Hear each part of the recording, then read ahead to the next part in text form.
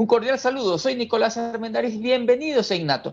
Me acompaña Javier Herbas, candidato presidencial por la Izquierda Democrática, lista 12, a quien le quiero dar la bienvenida. Muy buenas noches, Nicolás, muchas gracias por esta entrevista y dirigirme a ti y a la audiencia de Innato, justamente para poderme presentar y reflexionar con la ciudadanía el por qué me presento como candidato a la presidencia de la República por la ID de listas 12. Claro que sí, Javier, y bueno, todas las tendencias siempre son bienvenidas acá en este programa ciudadano.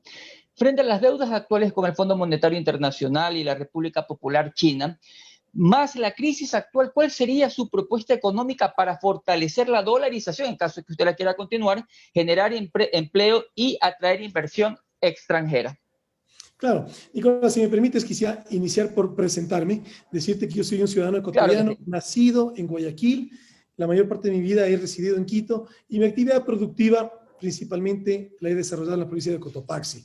Soy ingeniero de producción agroindustrial y llevo más de 25 años en el emprendimiento, en donde comencé con un pequeño negocio, una pequeña panadería de barrio, que de hecho yo era el panadero los fines de semana, y hoy en día soy un industrial, un agricultor, un comerciante, un transportista y un exportador. Pero fundamentalmente, un ecuatoriano que a sus 48 años quiere devolverle a mi país, a nuestro Ecuador, las oportunidades que yo sí he tenido y devolverle a mis hermanas y hermanos ecuatorianos la confianza que produciendo podemos salir de esta crisis, defendiendo una democracia en donde sí haya justicia social con libertad. Atendiendo a tu pregunta, mira, nosotros hemos desarrollado un programa de gobierno que lo hemos denominado Soluciones Concretas para sacar al Ecuador de la crisis y el cual está estructurado en 3 pilares fundamentales. El primero es el pilar económico, productivo, el segundo es el pilar de justicia social y el tercero es el pilar de valores democráticos y transparencia del Estado. Tu pregunta concretamente es justamente en relación a las soluciones económicas y productivas. Hoy en día, sin duda, estamos atravesando una muy grave crisis económica, fruto de lo cual estamos viendo cómo el gobierno accede a deuda para tapar huecos y nuevamente hace otros. Estamos en el círculo vicioso. ¿Cuál es la manera como podemos salir de este círculo vicioso? Y aquí lo sabe todo ciudadano ecuatoriano, la señora de la tienda de la esquina lo sabe, lo sabemos los que estamos emprendiendo, lo sabemos todos. La única manera de salir de la crisis es trabajando. Y para eso, ¿cómo lo vamos a hacer? Nosotros en nuestra propuesta tenemos el Fondo para el Arranque Productivo. Hoy en día, lo que nuestro país necesita es inyectar flujo al aparato productivo. Y para eso justamente el Fondo para el Arranque Productivo. Si nosotros juntamos garantía soberana con banca pública, logramos obtener, por ejemplo, con la CAF, al 1.8% interés anual a 18 años plazo. Con otros multilaterales como el BID o el Banco Mundial, con tasas aún menores. Pero aquí sí, mi compromiso. Y sí decirte, Nicolás, que en mi gobierno los compromisos sí se van a cumplir. Mi compromiso que todos esos fondos vayan única y exclusivamente al aparato productivo. Y en este orden, mira, primero, nosotros necesitamos una banca pública para parar el cierre de los negocios, que hoy en día, tanto por la pandemia que atravesamos, como es el COVID-19, como por el abandono del gobierno actual, hay tantos negocios que están cerrando. Ahí hablamos de restaurantes, cafeterías, peluquerías, es decir, es prácticamente todo tipo de negocio que hoy en día está cerrando, aumentando aún más el desempleo. Por eso tan importante la banca pública, y ahí viene mi reiterado llamado y mi exigencia al presidente Moreno, que pare con la venta del Banco del Pacífico. Es crucial para que el próximo gobierno justamente pueda dinamizar Javier, la economía. te me estás adelantando con los temas que te voy a preguntar y que los vamos a ir viendo poco a poco. Justamente esa presentación yo estuve revisando y te felicito porque es bueno conocer un empresario que poco a poco ha ido escalando en este país, que es muy difícil realmente, ¿no? No es que sea fácil, yo quiero emprender y quiero poner esto y ya, funcionó. Es muy complicado porque hay una serie de situaciones que tenemos que atravesar. Bueno, de lo que tú mencionabas, y yo te hacía de entrada la pregunta, porque al llegar a la presidencia vas a tener que afrontar los problemas con el Fondo Monetario Internacional y con las deudas que tenemos con la República de China, ¿no?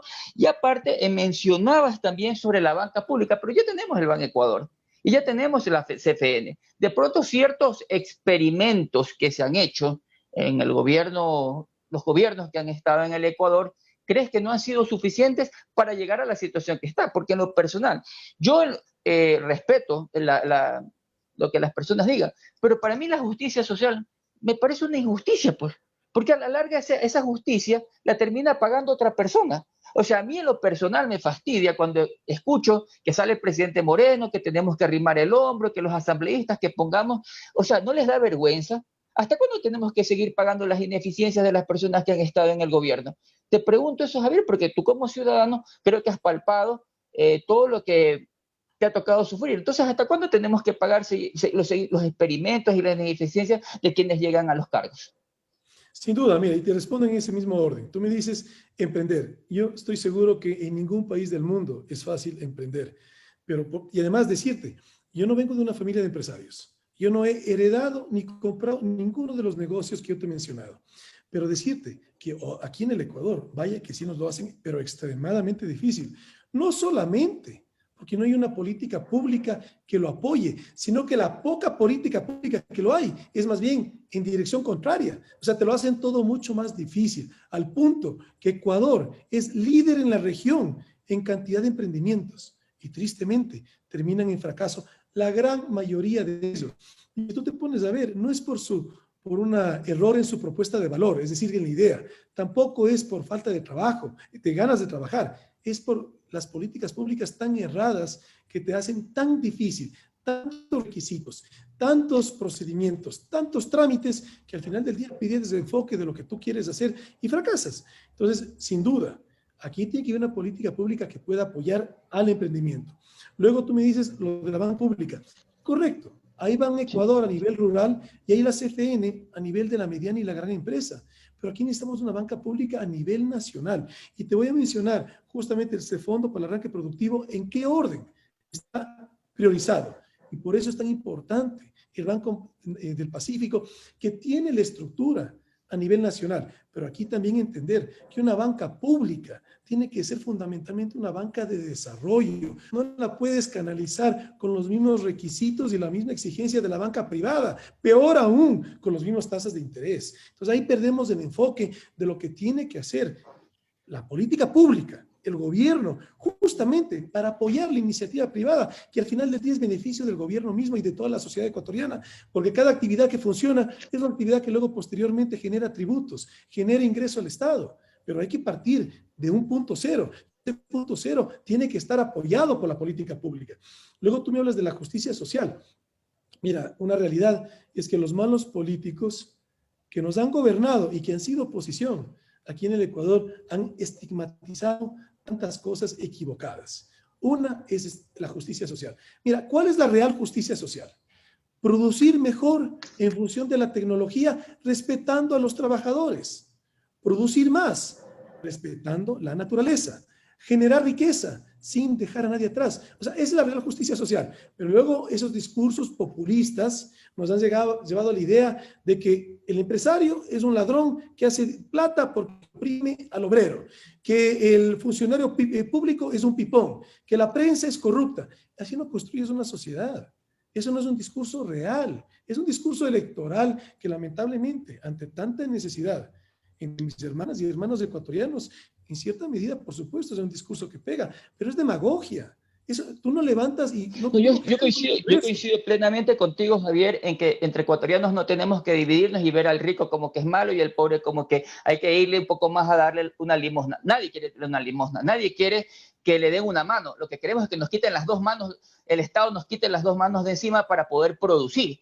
A eso es lo que yo me refiero. Sí, que existe una justicia, digamos, pero el término justicia social, en lo personal, a mí no me termina de encajar mucho por lo que te mencionaba, porque a la larga, si alguien quiere una beca es porque alguien la tiene que financiar. Entonces, así mismo, si es que se va a dar ese beneficio a las personas que lo tienen como ciudadanos ecuatorianos, pero todos hablamos de los derechos, pero nadie habla de las obligaciones. Yo te pregunto todos estos temas porque de llegar a la presidencia, Javier, vas a tener un camino al que vas a tener que enfrentar. todas estas políticas públicas, se creó las EMPLADES, la famosa Secretaría de Planificación que elaboraba un montón de políticas públicas y todo el Banco del Pacífico Estado, ¿no? Entonces, una pregunta puntual, mira, el crecimiento del Estado generó puestos de trabajo en el sector público, así lo manejó Rafael Correa. De llegar a la presidencia, ¿su manejo sería igual? ¿O usted considera que la privatización, en este caso, sería un mecanismo necesario para resolver la crisis actual? Hablándote del problema, ¿cómo te tocaría enfrentarlo? Gracias, Nicolás. Pero mira, igual, en ese mismo orden. Mira, primero, el concepto de justicia social. ¿Por qué? Es que a veces, claro, los malos políticos nos venden la idea de que la justicia es quitarle uno para darle al otro. No, la justicia social, ¿qué es? Que un Estado tiene que entender que una parte de la población, en este caso estamos hablando de los pobres, tiene que igualar o tratar de igualar las oportunidades. Es decir, a la población pobre tienes que darle educación, tienes que darle salud, porque no vas a comparar las oportunidades que tú tienes con las que tiene otra persona que eventualmente no tiene los mismos recursos que tú, o las que tiene otra persona que tiene más recursos que tú. Entonces, justamente la política pública, lo que tienes que entender las necesidades, en función de esas necesidades, generar las oportunidades para que esa población de escasos recursos pueda, en términos de oportunidad, en términos de posibilidad, de potencialidades, tratar de equilibrar. Nunca vamos a tener una sociedad igual. Eso es utópico. Eso es, el comunismo lo quiso hacer y nunca funcionó. Pero sí el darle oportunidades, fundamentalmente, y estamos hablando de educación, en darle oportunidades de educación y también cobertura en salud a la población que por su nivel de ingreso, por su condición económica, por su trayectoria, su historia, no la puede tener. Eso es verdadera justicia social. Me preguntas, por ejemplo, desempleados. Mira, en eso tengo que decirte, aquí en el Ecuador tenemos que aprender, en política me refiero, tenemos que aprender a rescatar todo lo bueno. Yo las empleadas lo encuentro como algo bueno. ¿Por qué? Porque el Estado tiene que tener planificación. O sea, no porque venga de un gobierno anterior vamos a descalificarlo. No porque venga de este gobierno lo vamos a descalificar. Lo que es bueno para la patria, lo que es bueno para la sociedad ecuatoriana, tenemos que tenerlo. Sin duda pienso, de alguna manera, también igual que tú. O sea, una cosa es tener planificación y otra cosa es tener un aparato gigantesco por cantidad de personas que estén haciendo planificación. O sea, hay que tener unas empleadas que haga planificación del Estado fundamentalmente. Y aquí te digo algo, Nicolás, el Estado es estratega fundamental de la sociedad. Tú no puedes justamente generar estrategia si no tienes planificación. Entonces, es importante tener unas empleadas que ahora ya no existen, que ahora le cambiaron de nombre, pero tienes que tener planificación. Y lo otro que tú me dices... No, en esa parte estoy totalmente de acuerdo, Javier. O sea, mi concepto iba a que la CEPLAS existió, está por ahí, no sabemos dónde está ahora, pero ya se venía elaborando y ya se venía trabajando en las políticas públicas. A eso era mi referencia con el tema de CEPLADES. En lo personal también coincido contigo. Creo que CEPLADES es importante que exista una planificación, porque un Estado sin planificación, bueno, pero lo que yo te decía era de cómo se creció el Estado. ¿Tú crees que fue una medida correcta de que el Estado empiece a generar, a lo que a mi criterio el Estado no genera riquezas, ¿no? O lo que se pensó que el Estado podía generar estas riquezas a través de la creación de instituciones y de pronto generar espacios de trabajo en el sector público? Sin duda, tú has dicho algo muy claro. El Estado no genera riqueza. El Estado solamente la administra. La riqueza la generamos los ciudadanos. O sea, es algo fundamental. Así es. Pero mira, los errores que se cometieron en gobiernos anteriores hay que cambiarlos. Hay que rescatar lo bueno. Pero en esta situación que actualmente vivimos en el Ecuador, con tanto desempleo, lo más irresponsable sería, y yo sé que muchos ciudadanos lo quisiera escuchar, pero de mi parte, yo no te voy a dar nunca un discurso electoral, yo te voy a dar un discurso real de lo que nuestro país necesita. Un discurso electoral despedimos a todo el funcionario público que hoy en día, lamentablemente, los malos políticos han desprestigiado al servidor público, que de hecho deberíamos honrarlo, porque gracias al cual tenemos un Estado funcionando. Pero finalmente lo han desprestigiado. ¿Por qué? Porque se infló tanto el Estado, que hay un error, y ahora, ¿qué tenemos que hacer?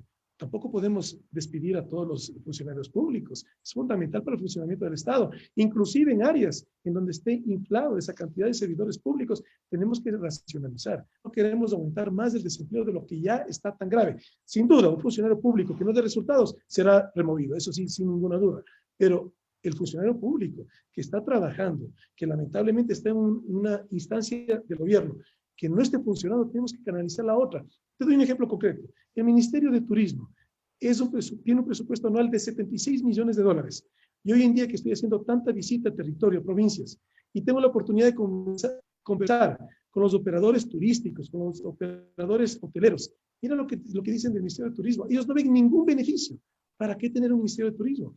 Y por otro lado, te digo, el país que más depende del turismo, que más ingresa, que el turismo es la primera actividad económica del país, es España. Y España no tiene un Ministerio de Turismo, tiene un Ministerio de Industrias. El turismo es considerado una industria. O sea, aquí no estamos inventando algo nuevo, no pretendemos refundar el país. Aquí lo que pretendemos es, entendiendo las necesidades que hoy en día tenemos, cómo redireccionamos. Hoy en día nuestro país está en una dirección de un mayor y permanente deterioro. Tenemos que cambiar el timón. Tenemos que comenzar a ya ir para adelante, no como estamos en este momento, en este deterioro. Y peor Mira, aún, yo coincido y estoy de acuerdo contigo, Javier, en que se debe hacer una reestructuración, porque así como tú hablas del Ministerio de Turismo, lo más jocoso, digámoslo así, es que aquí en Quito existe la Secretaría de Turismo, pues. O sea, y quieren potencializar, de hecho, la concejala Analía Ledesma, una gran persona a quien aprecio mucho, pero quiere potencializar el turismo en plena pandemia, pues, a no ser que vengan de Júpiter acá a Quito y no se vayan a contagiar. Pues, o sea, yo creo que hay que ser un poco más estratégicos con el dinero público, porque es el dinero nuestro, no es el dinero del que llega al poder y que piensa que puede hacer los experimentos como se les da la gana, como ya tuvimos aquí la Secretaría de la Felicidad y un pocotón de cosas. Y eso me parece súper bien, realmente pero te digo una su cosa posición. ahí, Nicolás. Mira, Ajá. y tenemos otras instancias del Estado que no tienen suficiente personal, no tienen suficiente capital humano. Aquí concretamente estamos hablando de la salud y de la educación. Entonces, sin duda hay que hacer una racionalización. Y peor aún ahorita, en época de pandemia, estamos despidiendo, el gobierno actual está despidiendo médicos y enfermeras. Y el sector administrativo de Bueno, la salud, mira, vemos las falencias. la Corporación Nacional de Telecomunicaciones, un gerente de talento humano gana $5,000 y otra vez ahí. A mí me sacaron por denunciar e irme en contra de toda esa payasada. O sea, discúlpeme, yo hablo así. Yo sí, he sido funcionario público y siempre he denunciado la corrupción donde he estado. Pero aquí parece que el país camina al revés. Quiero preguntarte, Javier, ¿cuál es tu ideología política? Mira, yo me defino total y plenamente como un ciudadano que es. Muchas veces en los medios, oye, ¿qué hace un emprendedor, un empresario? ¿No deberías estar en un partido de derecha? No, mira, con los valores con los cuales yo fui formado por mi familia y con los valores que yo he desarrollado justamente en el esfuerzo, la actividad, el sacrificio, sin duda, mi pensamiento es total y plenamente el que me mueve, que es hoy en día la izquierda democrática. Totalmente, mira, y aquí una pequeña reflexión. ¿De qué sirve? Si cada uno dentro de nuestro círculo íntimo trabajamos duro, generamos riqueza, generamos un patrimonio, el día de mañana sales de la calle y ves un drama de tantos otros ciudadanos ecuatorianos y ni siquiera lo puedes disfrutar con tu familia. O sea, al final del día, aquí lo que estamos proponiendo es un progreso nacional, no un progreso de las élites. Eso es todo. O Mira, sea, no estamos no, hablando de estoy de izquierda acuerdo contigo. radical, Yo estoy de acuerdo. Lamentablemente los estatisticista. movimientos de los partidos económicos, los partidos políticos son necesarios, pues es un mal necesario porque los candidatos tienen que participar. En tu caso, tengo entendido que usted ha sido invitado. Y le hago esta pregunta, ¿por qué? Porque la izquierda democrática yo la conozco bastante bien, tengo muchos conocidos ahí, aquí ha estado Vilma Andrade, Paco Moncayo, muchas personas de la ID, que son mis amigos, que los respeto y los valoro mucho, pero la izquierda democrática es muy ideológica, ¿no? De hecho, yo tengo aquí este ejemplar de Rodrigo Borja, ¿no? Una Biblia que tengo aquí guardada, y en base a todas estas ideologías que se han ido presentando, quiero hacerte una pregunta puntual, porque a mí me sorprendió justamente esta página que te voy a mostrar, de toda la trayectoria. En esta página, si tú la alcanzas a ver, vas a ver la parte de arriba al Papa, ¿cómo se llama? Juan Pablo II, y abajo vas a ver a Fidel Castro. Si lo alcanzas a ver, ¿correcto? Está con el doctor Borja. Si usted tuviese que eliminar una de esas dos fotos, ¿cuál eliminara? Mira, es que no es lo uno o lo otro, Nicolás. Mira, ahí, en este ejemplo que tú das, en el expresidente Rodrigo Borja, gobernó el Ecuador, terminó su mandato, hoy en día puede caminar libremente por las calles de Quito sin necesidad de ninguna seguridad y recibiendo el aprecio y la admiración de los ecuatorianos, yo incluyéndome. Eso es un estadista, o sea, ahí tú ves las fotos. Yo cuando estuve justamente en la casa del expresidente Borja, me enseñaba todas las fotos, extremadamente, digamos, admirable, porque ves la foto que tú, por ejemplo, mencionas, que está con Fidel Castro, mencionas la foto que está con el Papa, otra foto jugando tenis con Bush. Eso es lo que tiene que ser un estadista ecuatoriano. El Ecuador no puede pelearse, ningún país, pero más aún el Ecuador, somos un país pequeño en área y en población, tenemos que ver afuera. Justamente cuando hemos crecido como república, ha sido como cuando hemos comenzado a ver un poco a un modelo de desarrollo basado en la exportación, que es el modelo de desarrollo que nosotros concretamente lo estamos planteando, basado en la agricultura, en la agroindustria, en la agroexportación. Y aquí también decirte que yo sé que no todo ecuatoriano, ecuatoriana es agricultor o es agroexportador, pero sí decirte que el encadenamiento productivo que genera la agroexportación es ingreso de divisas, plazas de trabajo y dinamización económica, y eso sí necesitamos todos los ecuatorianos. Justamente esas fotos que tú muestras ahí, eso es lo que debería ser un Ecuador. De hecho, es el Ecuador real, que hoy en día no lo vemos, porque los malos políticos no nos dejan ver y nos han estigmatizado una serie de conceptos erróneos. Pero el Ecuador real es un país de Y eso oportunidades, es es lo un que yo te país hablaba libre. de la división, y por eso te hacía la pregunta puntual al inicio. Fondo Monetario Internacional con el 2.9% y los chinos con el 10.75%. Te hacía la pregunta justamente inicial porque coincido que se debe haber esa apertura al mundo. Lo que me preocupa acá un poco, sabemos que actualmente no solamente el Ecuador, el mundo entero se está moviendo a raíz de, con base a causas.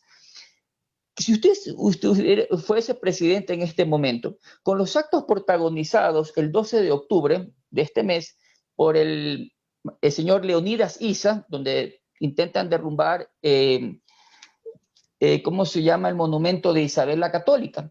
Si se diera una situación como la que se dio en Chile, que quemaron una iglesia, y bueno, ¿cuál hubiese sido pues su accionar en una situación así, tomando en cuenta que la corriente, digámoslo, de izquierda, de feminismo, personas que están en contra de ciertas cosas, están tomando este tipo de acciones? ¿Cuál sería pues, cómo hubiese usted afrontado esta situación?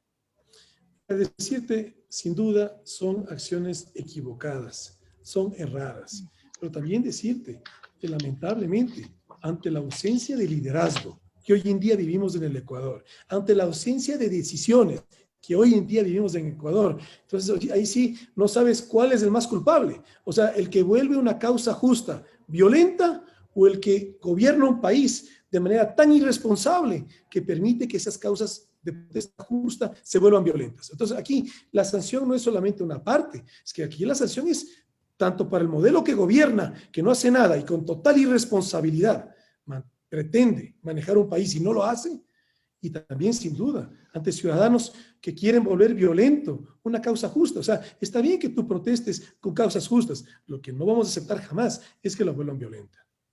Y más aún, porque esto es un tema Claro, electoral también. O sea, aquí tenemos que hacer una radiografía completa. Aquí lo que quieren es siempre hacer noticia porque estamos en un proceso electoral. Y eso es más triste todavía, porque quieren darle más circo a los ciudadanos ecuatorianos que somos inteligentes y que no nos merecemos circo político que nos están permanentemente ofreciendo los malos políticos ecuatorianos. bueno, y el derecho a la protesta está consagrado, pero otra cosa es el vandalismo. Yo, así frontalmente, yo lo digo, o sea, yo no estoy de acuerdo con ningún tipo de acciones vandálicas, estoy totalmente en desacuerdo con eso, y creo que estas situaciones están yéndose un poco de las manos. Quizás acá en Ecuador no lo estamos sintiendo mucho, como en Chile, en Argentina, que se están armando situaciones un poco más desesperadas. Mira, Javier, creo que me quedo corto, tenemos que hacer otra entrevista, no sé si quisieras venir para tratar otros temas, Pero pero quiero irme con encantado, a una las pregunta órdenes. puntual, porque mira, Rafael Correa puso como candidato a Andrés Arauz, ¿no? Sin embargo, y él dice que es bueno apoyar a los jóvenes. ¿Cómo ves tú un candidato que él, su principal fortaleza ha sido que ha sido formado en la Revolución Ciudadana? Fue un funcionario público en estos 10 años. ¿Consideras que fue acertado poner como candidato a Andrés Arauz? Mira, Nicolás, con total franqueza decirte, Yo me candidatizo a la presidencia de la República no para enfrentar a personas, sino para enfrentar propuestas y generar propuestas y de ninguna manera estar hablando a título personal contra nadie. Pero sin duda, el expresidente Rafael Correa, digamos, ahí en el gobierno que él hizo, yo voy a rescatar todo lo bueno. Yo no lo voy a deslegitimar de ninguna manera. Y hoy en día, si queremos darle un análisis más amplio, lo que estamos viviendo es porque una persona, el presidente actual, traiciona a él. Y ahora, ¿qué garantía tenemos que el nuevo, que él ha puesto, que es Andrés Arauz, no lo va a traicionar? Es decir, hay muchas cosas muy positivas que vivimos durante la época del gobierno de Rafael Correa, muchas cosas muy negativas también. O sea, aquí tenemos que no hablar de la persona, hablar del modelo. Sí, Ese no, modelo, en muchos aspectos, claro, hay que de acuerdo, cambiarlo. pero mi pregunta iba, ¿por qué? Porque, a ver, Rafael Correa siempre dijo que impulsó a los jóvenes, y mi pregunta iba por ahí, ¿ya? O sea, ¿crees que dar este apoyo a un joven, como ellos dicen que sería el presidente más joven de Latinoamérica y una serie de situaciones, no, ya digámoslo, no por Andrés Arauz, sino porque se haya puesto una persona de pronto de esa edad que quizás no sé, o sea, que se ha formado en la Revolución Ciudadana? ¿Tú crees que fue una acción correcta por parte de Rafael Correa o pudo haber buscado otro cuadro? Yo te respondo qué es lo que yo no haría, ¿sí? A ver, en primer lugar, ahorita, mira, vemos tanto escándalo de corrupción. Hay personas que ya llegamos a cierta edad y le damos valor a nuestro nombre. Y no te estamos hablando, no te estoy diciendo que tienes que llegar a 60 años. Es decir, tú ya puedes llegar, yo tengo 48 años, yo le doy un valor importantísimo. Y eso yo lo aprendí de hacer empresa. Y fundamentalmente, donde más vendo es Japón. Ellos me enseñaron lo importante de tener un buen nombre. Y eso tenemos que transmitir a la juventud ecuatoriana. Hoy en día ya estamos viendo los casos de corrupción en la Asamblea Nacional. ¿Quiénes tienes ahí? Personas que tenían un perfil de gente muy joven, prometedores políticos. Y claro, al momento en el cual tú no tienes ya un plena conciencia de lo importante, del patrimonio más grande que tú puedes tener es tu nombre, y te involucras en estos casos de corrupción y te quemaste para toda la vida. Entonces aquí hay que hacer un balance, aquí no hay que decir juventud por juventud. Hay cuadros muy buenos en la juventud, pero tiene que ser parte de una organización que también plantee cuadros que haya sabiduría. Pero si tú me vas a hablar de la presidencia de la República, yo no estoy de acuerdo que una persona de 33 años, que lo volvamos como algo bueno que ser joven. Aquí también tienes que plantear que tienes que tener experiencia y fundamentalmente, lo más importante, que valores tu nombre. Y eso te lo da la edad. Javier, bueno, antes de despedir el programa, me ha encantado esta entrevista y bueno, y quedan las puertas abiertas nuevamente, Javier. Un mensaje para las personas que van a ver esta entrevista y por qué darle el voto a Javier Hervas. Gracias, Nicolás. Mi mensaje a mis hermanas y hermanos ecuatorianos. Nuestro país, nuestro Ecuador, ya no tolera más confrontación. Lo que sí necesitamos, todos los ecuatorianos, es soluciones concretas ahora. Que Dios bendiga al Ecuador y nos dé la sabiduría para hacer historia positiva. Muy buenas noches. Muchas gracias, Nicolás. Gracias a ti, Javier. Bueno, y a ustedes, queridos ciudadanos, recuerden que vamos a entrevistar a todas las tendencias políticas y sociales por igual aquí en el programa. Ignato, gracias por seguirnos a través de las redes sociales y nos vemos en una próxima edición. Muchas gracias.